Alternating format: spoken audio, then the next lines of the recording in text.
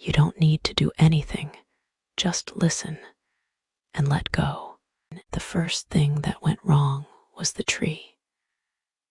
Not just any tree, the one with the crooked trunk that leaned slightly left, like it was trying to eavesdrop on the neighbors.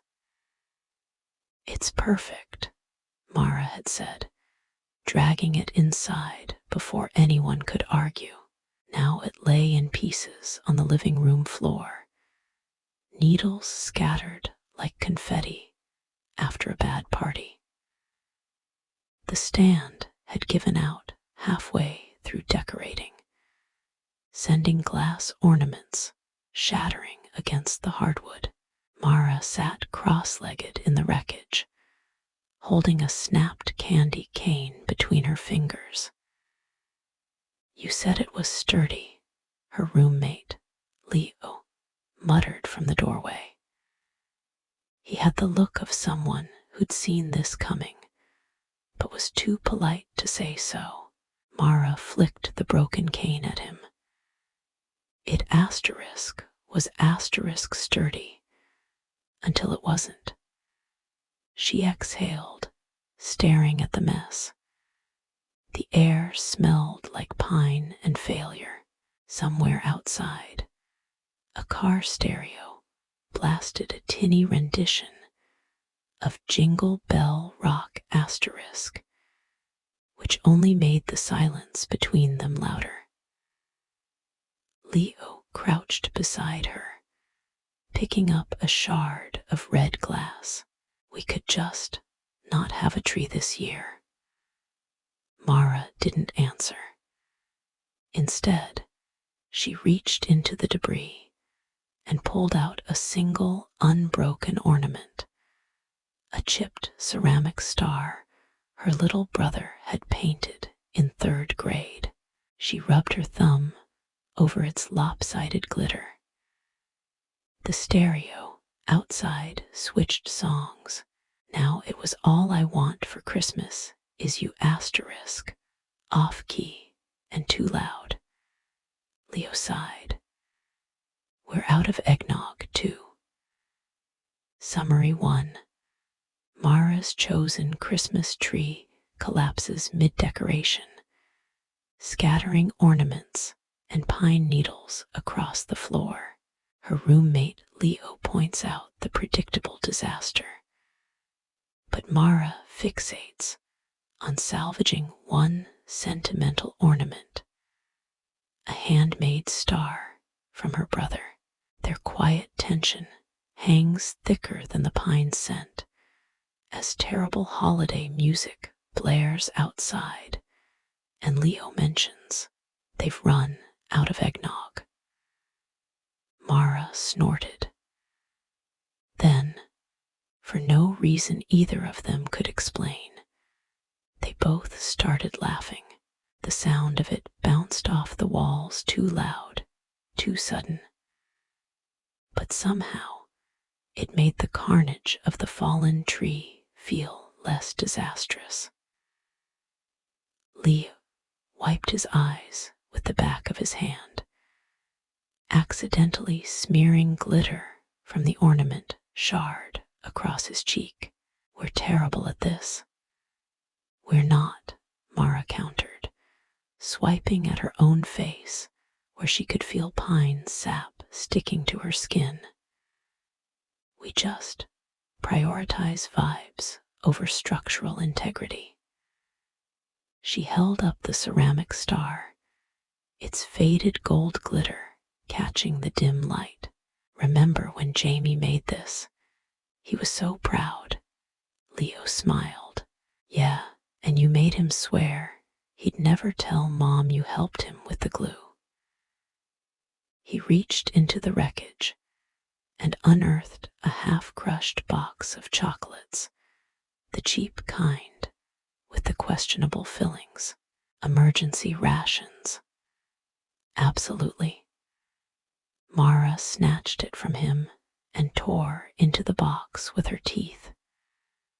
The first chocolate was mint-flavored, the kind that tasted like toothpaste, but she chewed with exaggerated relish just to see Leo grimace.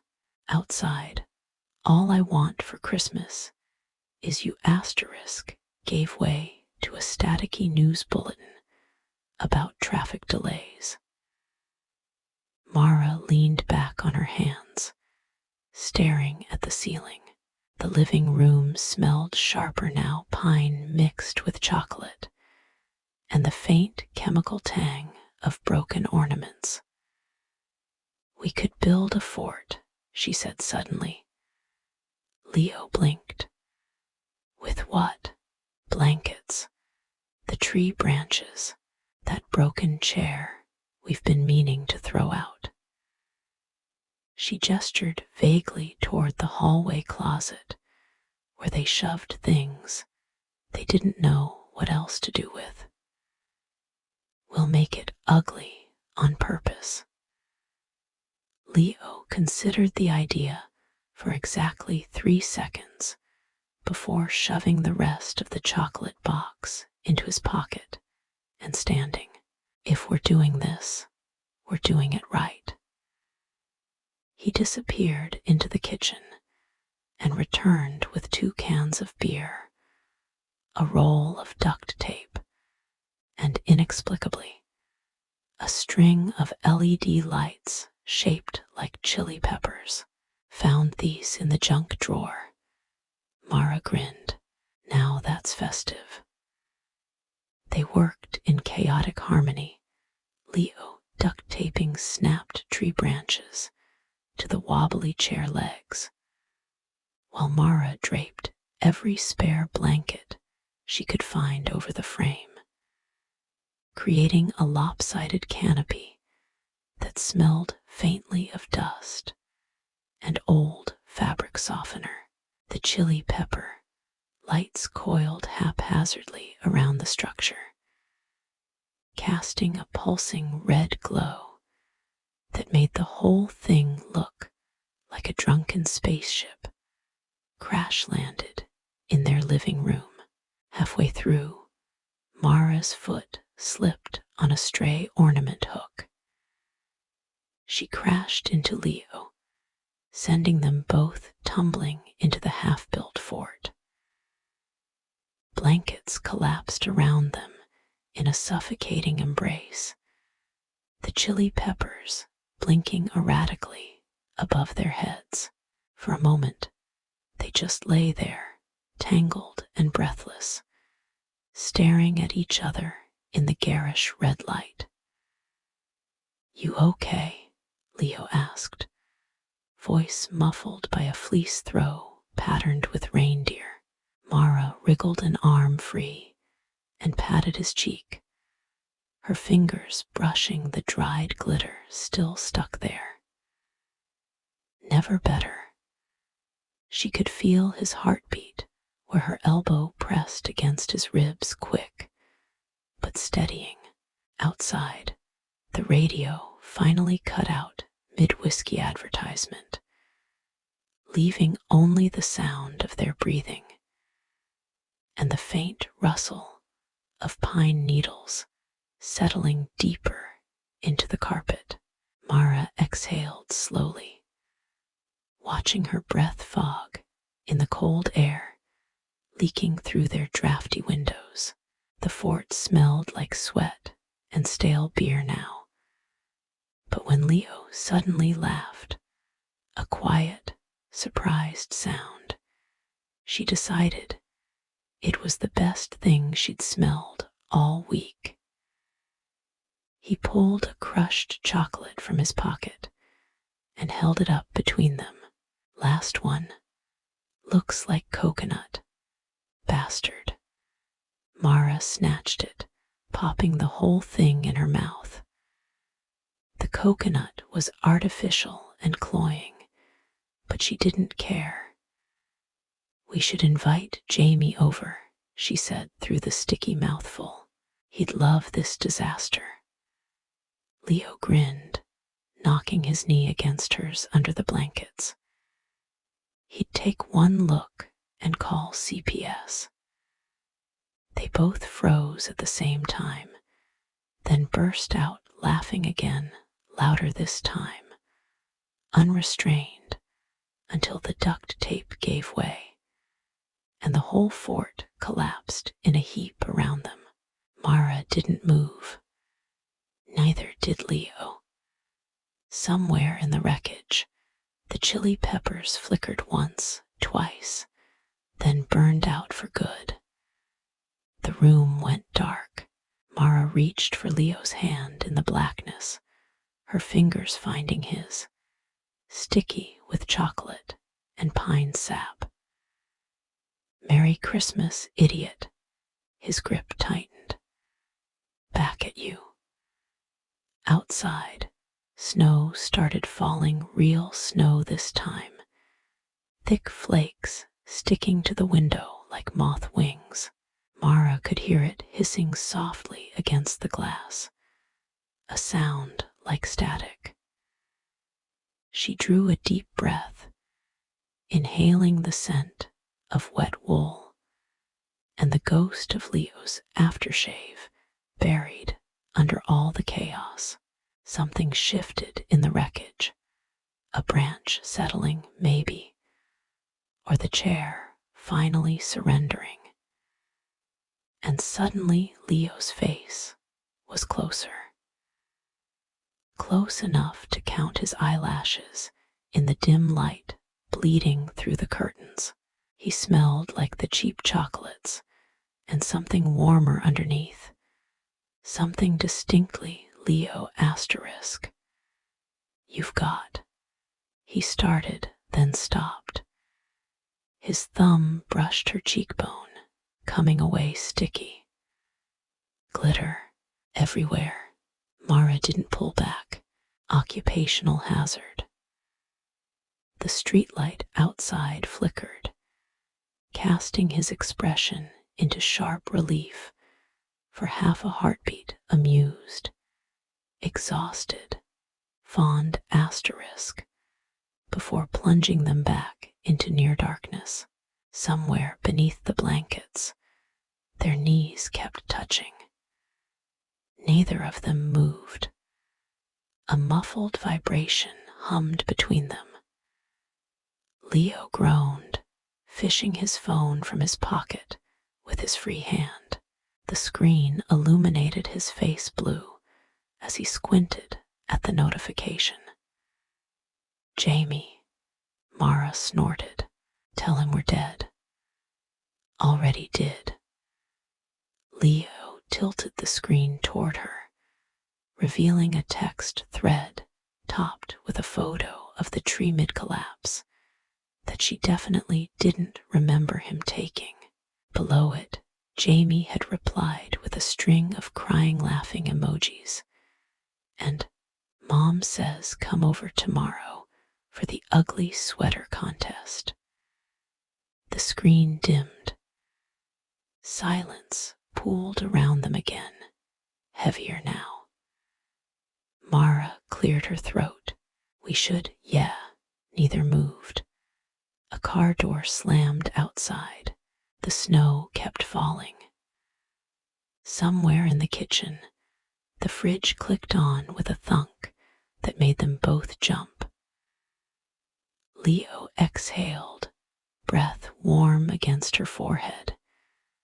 "This is the worst Christmas ever," Mara supplied. His fingers laced tighter with hers. "I was gonna say the best." The admission hung between them, fragile as the broken ornaments still scattered across the floor. Mara felt her pulse in her throat, quick, insistent. Outside, someone started singing, "Silent Night" asterisk off key. Leo laughed. Mara kissed him. And somewhere in the wreckage, the chili pepper lights flickered back to life. Their lips tasted like coconut and cheap beer, sticky sweet and warm. Mara felt Leo freeze for a split second before his fingers slid into her hair, catching on pine needles and tangled tinsel. Someone, maybe her, knocked over the half-crushed chocolate box, sending foil wrappers skittering across the hardwood like metallic beetles. The fort's collapse had left them half buried under a mountain of blankets, their legs still tangled in the wreckage of the chair. Leo shifted, and something plastic cracked ominously beneath his knee. "Shit," he muttered against her mouth. Mara grinned. Still the best Christmas ever. His answer was to tug her closer, rolling them sideways until they dislodged a cascade of pine branches that rained down around them. The chili pepper lights pulsed erratically overhead, staining their skin red gold in the dark. Outside, the off-key caroler finally trailed off mid-verse. A snowplow rumbled down the street, its yellow lights sweeping through the curtains like a slow-motion lighthouse beam. Leo's forehead bumped against hers as they broke apart, both breathing harder than the kiss warranted. His eyelashes were dusted with glitter. Mara swiped her thumb over his lower lip. "You taste like a bad candy cane." Likewise. His voice was rougher than usual. Something crunched underfoot in the hallway. They jerked apart just as Jaime's voice called out, am I interrupting a crime scene?" Mara twisted to see her little brother standing in the doorway, blinking at the carnage. He held a foil-wrapped fruitcake in one hand and wore a sweater with a sequined reindeer whose nose blinked unevenly. Jaime took in the collapsed fort, the shattered ornaments, their blanket-mussed hair. His eyebrows climbed toward his hairline. "Mom sent me to check on you." Leo cleared his throat. "We're ... decorating." Jaime's gaze landed on the chili pepper lights, now tangled around Mara's ankle. He tossed the fruitcake onto the nearest clear surface, which happened to be Leo's stomach. "Merry Christmas, weirdos." The front door clicked shut behind him. Silence. Leo exhaled sharply. Well, Mara picked a pine needle from his collar. "So, ugly sweater contest tomorrow." His grin was slow, devastating. "I'll wear the one with the light-up Santa." "Deal." She kissed him again, quick and laughing, as the chili pepper lights finally short-circuited with a pop. Darkness swallowed them whole. But this time, Mara didn't reach for Leo's hand. She already had it.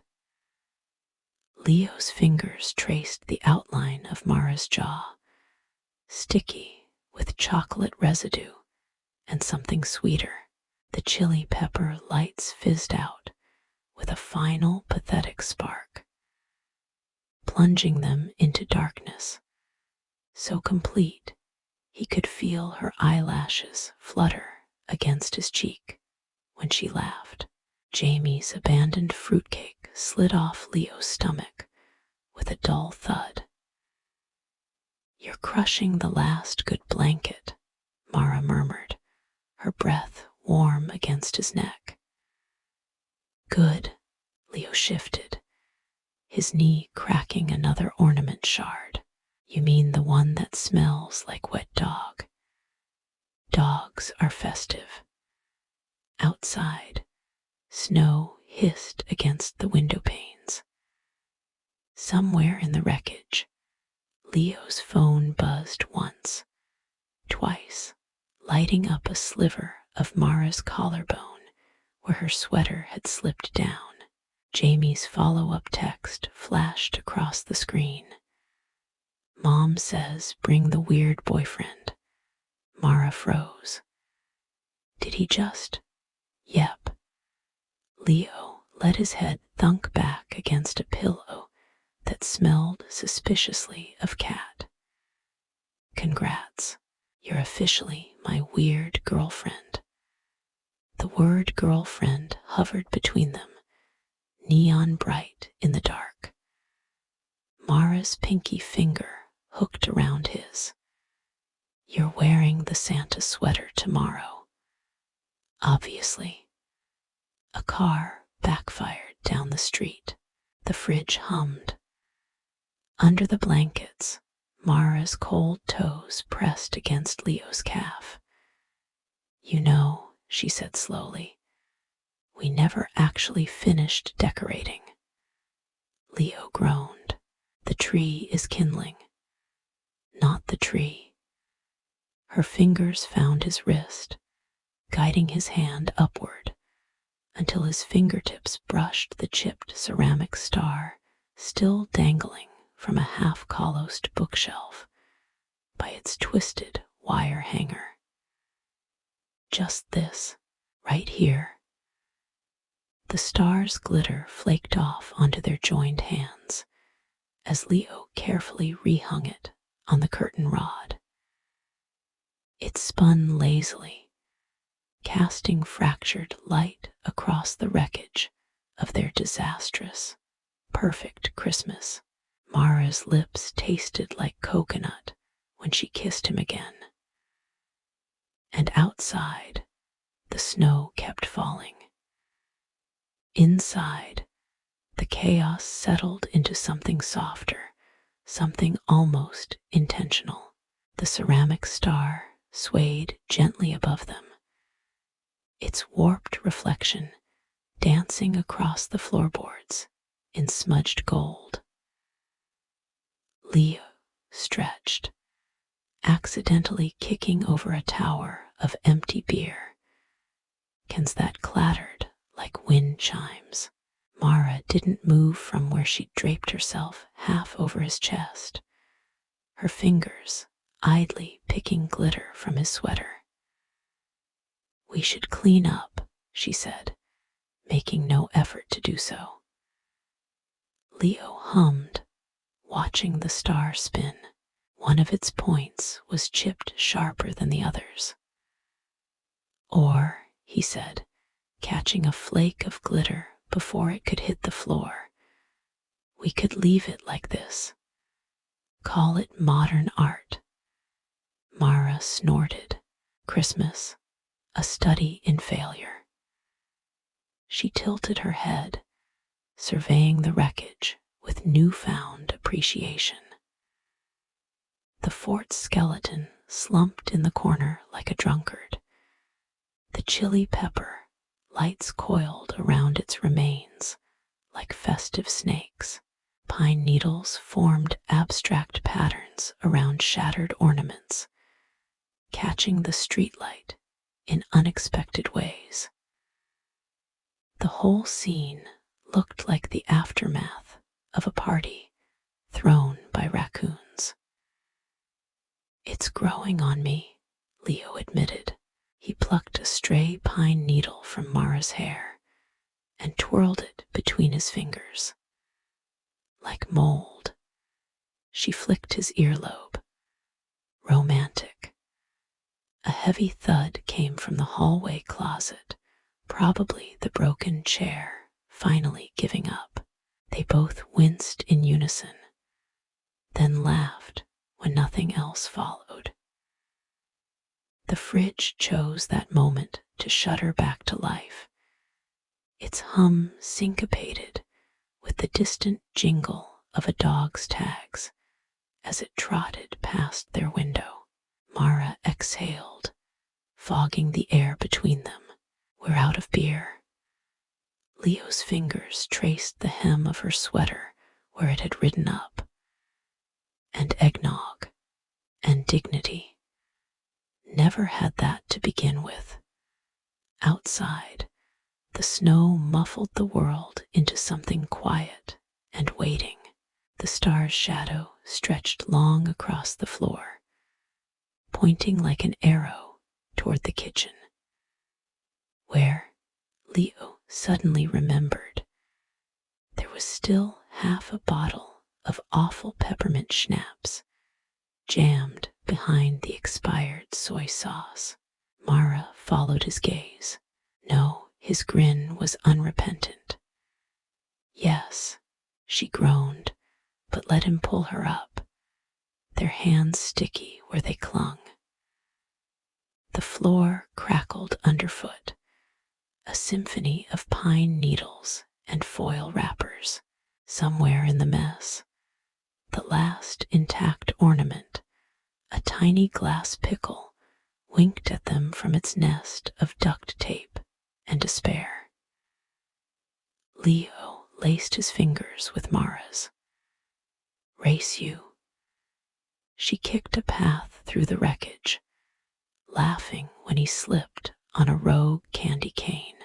The schnapps tasted like mouthwash and poor decisions. It was perfect. The schnapps bottle slipped from Leo's fingers as Mara shoved him against the fridge, her mouth still tasting of peppermint and poor life choices. The fridge magnets scattered, a souvenir Eiffel Tower, a taco-shaped reminder to buy milk, Jaime's third-grade school photo, all casualties in their haphazard collision. Somewhere behind them, the pickle ornament rolled off the counter and shattered with a sound like ice cracking underfoot. Mara didn't care.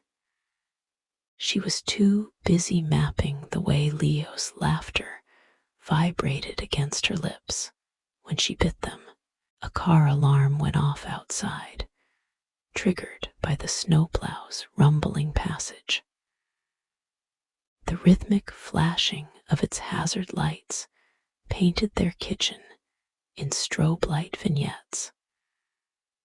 Leo's hands tangled in Mara's hair, Mara's fingers hooking in Leo's belt loops, the schnapps puddle spreading slowly toward a forgotten candy cane.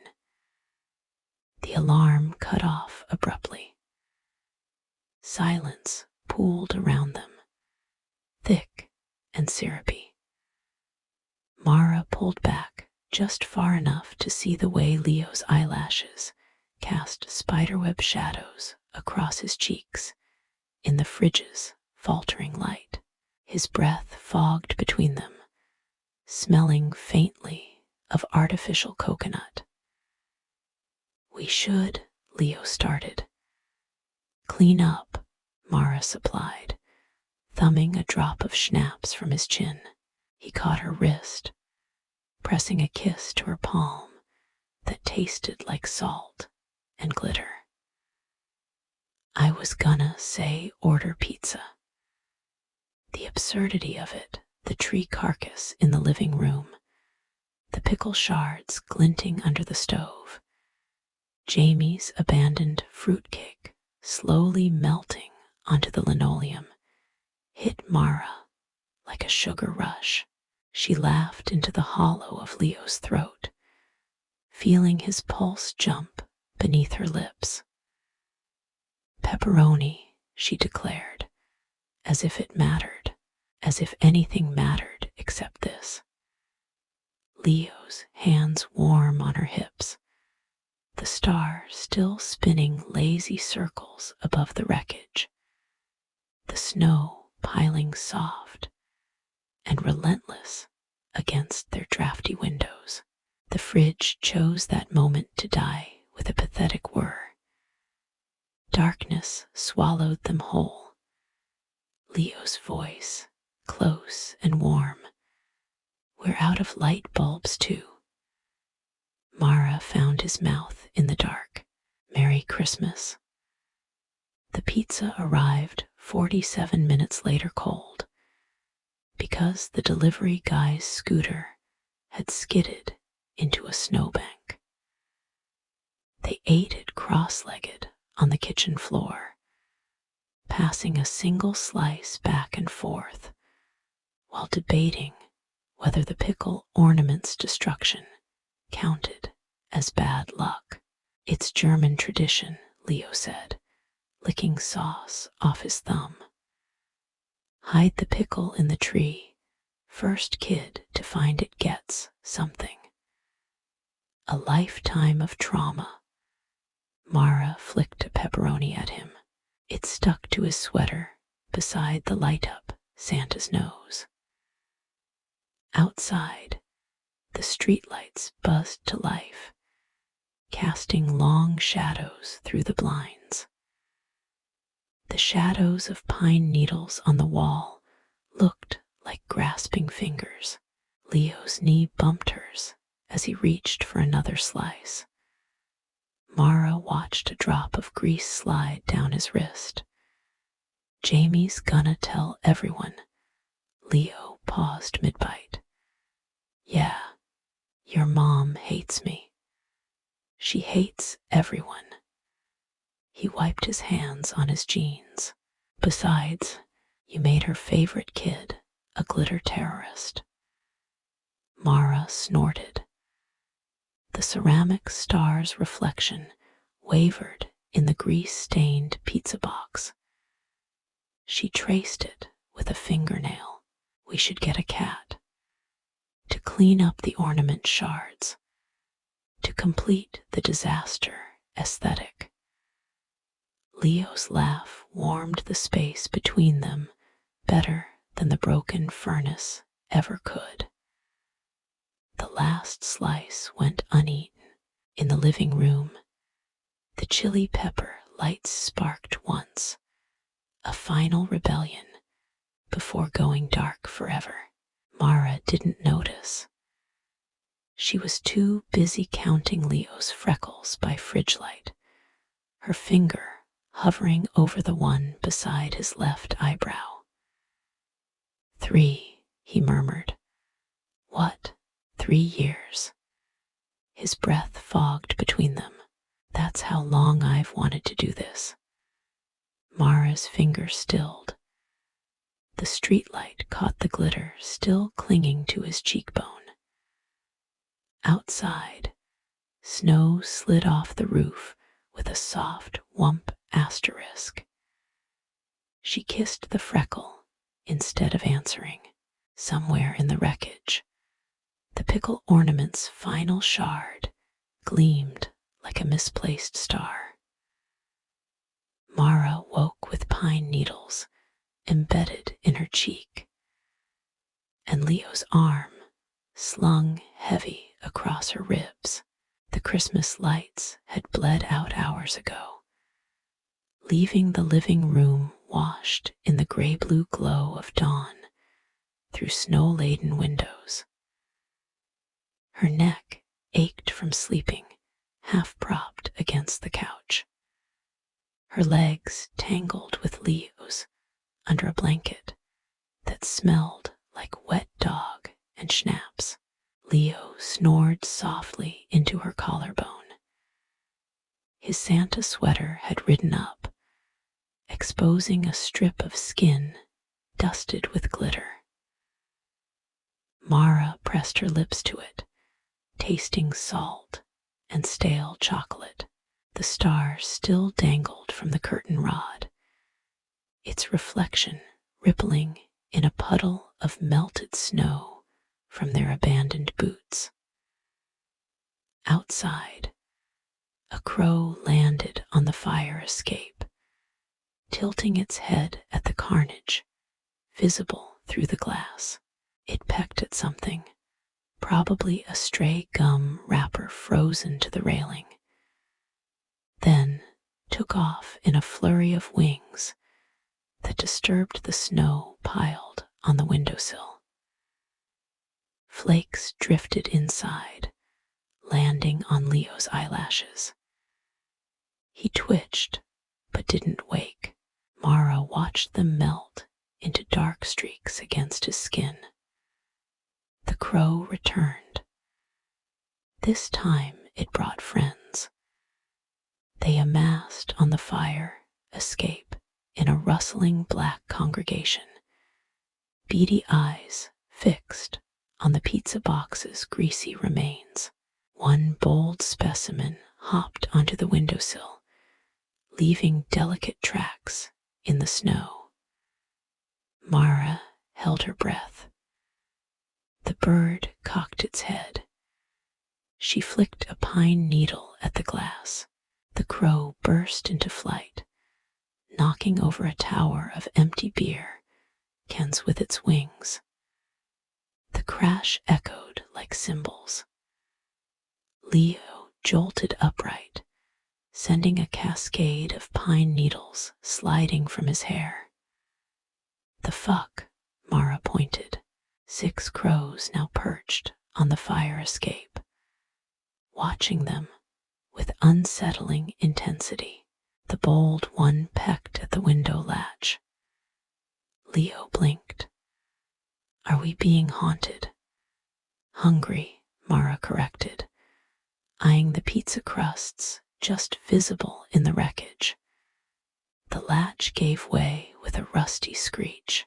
Cold air rushed in, carrying snowflakes and the scent of wet asphalt. The crows didn't move. Leo exhaled slowly. We should close that. Mara reached for a candy cane shard instead. The crows leaned forward in unison. She lobbed the shard through the open window. It arced over the fire escape, landing somewhere in the alley below with a faint asterisk plink asterisk. The birds vanished after it in a whirlwind of feathers. Silence. Leo stared at her. Mara shrugged. Christmas breakfast. His laughter warmed her better than any sweater. Outside, the snow kept falling. The crow's interruption left the window ajar, letting in gusts of cold air that made the ceramic star spin wildly on its wire. Leo reached for the sill, then froze when a 7th crow landed with a newspaper clutched in its beak. The headline read, "Local Couple's Christmas Disaster Goes Viral Asterisk Beneath a Blurry Photo of Their Collapsed Fort." Mara snatched the paper. Jaime. The crow hopped inside, perching atop the broken chair remains with an air of judgment. It dropped a glitter-covered pinecone onto Leo's knee. Leo held it up, peace offering. The bird cocked its head, then let out a sound disturbingly close to laughter before taking flight through the open window. Snow swirled in its wake, dusting the pizza box with fresh powder. Mara unfolded the newspaper to reveal Jaime's handwriting in the margins. Mom says the sweater contest starts at noon. Bring the crow. A thump came from the hallway, their forgotten fruitcake sliding off the radiator where it had been thawing all night. The smell of rum and candied cherries filled the air as the foil split open. Leo rubbed his temples. We're out of aspirin. Mara licked snowflakes off his wrist. Also pants. He looked down at his sweater and boxers combo. The light-up Santa's nose flickered weakly. Priorities. The star's reflection danced across the wall as Mara pulled him upright. Their breath fogged together in the cold air as they surveyed the wreckage, the crow tracks in the snow, the Schnapps sticky floor, the single chili pepper light that had somehow survived, pulsing faintly above the shattered ornaments. Somewhere down the street, church bells began ringing off-key. Leo pressed his forehead to Mara's. Next year, fake tree. She kissed his chapped lips. Liar. The crow returned with reinforcements, this time bearing tinsel.